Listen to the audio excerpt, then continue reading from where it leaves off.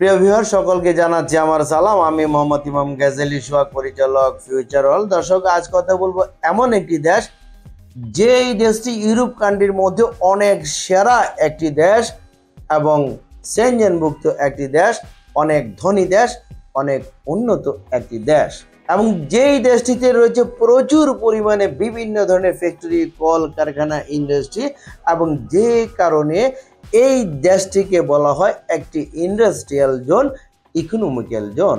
এই ইন্ডাস্ট্রিয়াল জোনে রয়েছে বিভিন্ন ধরনের পেশাদারিত্বের এবং নন পেশাদারিত্বের বিভিন্ন পর্যায়ে বিভিন্ন পদে কাজের সুযোগ। এই দেশটির নাম হাঙ্গেরি। প্রিয় দর্শক, আজকের পুরো ভিডিও জুড়ে থাকছে হাঙ্গেরির জব সংক্রান্ত বিভিন্ন ধরনের তথ্য নিয়ে আলোচনা এবং আপডেট নিউজ নিয়ে আলোচনা। যারা হাঙ্গেরি যেতে চান, এই ভিডিওতে একটি লাইক দিয়ে ভিডিওটি দেখতে থাকুন এবং আমাদের সঙ্গেই থাকুন।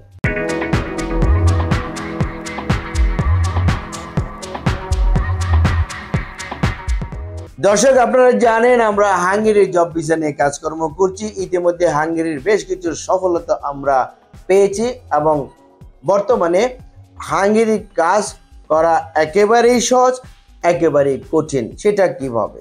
এবং ভিসা পাওয়া খুবই সহজ, খুবই কঠিন। তবে যাদের আনার মতো ক্ষমতা রয়েছে, যাদের পরিচিতি রয়েছে, তাদের পক্ষে ভালো কোম্পানি থেকে পারমিট আনা সম্ভব এবং ভিসা করানো সম্ভব।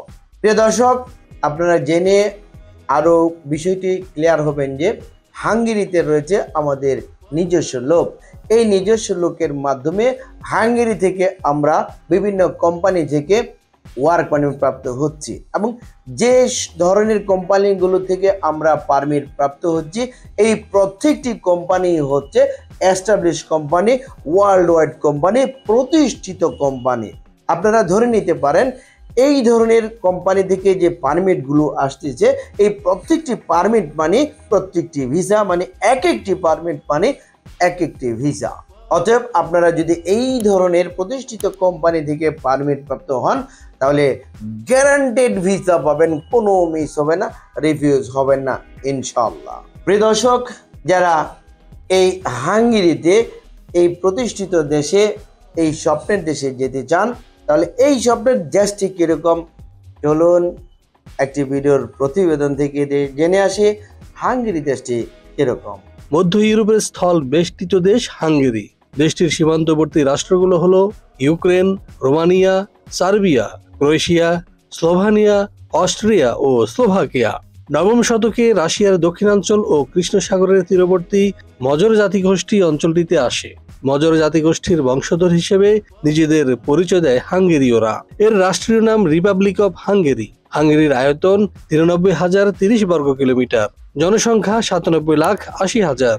এর ভাষা হাঙ্গেরীয়। হাঙ্গেরির গড় আয়ু পুরুষ 72 এবং নারী 79। এর রাজধানী বুদাপেস্ট। দর্শক, এবার আমরা জানবো হাঙ্গেরিতে যে আপনি যাবেন, যাওয়ার পরে কোন কোন সেক্টরে কি কি কাজ করার সুযোগ পাবেন। চলুন আরেকটি প্রতিবেদন থেকে জেনে আসি। হাঙ্গেরিতে রয়েছে বিভিন্ন কাজের সুযোগ।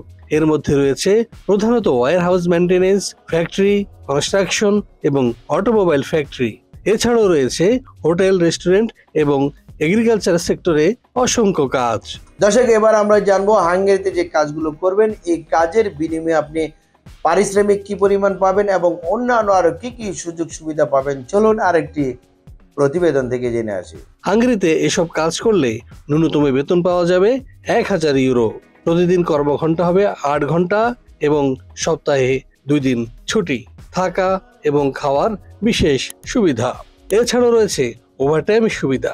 হাঙ্গেরির ভিসা প্রসেস হতে সময় লাগে 3 থেকে 4 মাস এবং প্রথমেই পাওয়া যায় 1 বছরের ভিসা, যা নবায়নযোগ্য। সবচেয়ে আকর্ষণীয় দিক হলো হাঙ্গেরির ভিসা হচ্ছে বাংলাদেশ থেকে, কারণ বাংলাদেশেই রয়েছে হাঙ্গেরির দূতাবাস।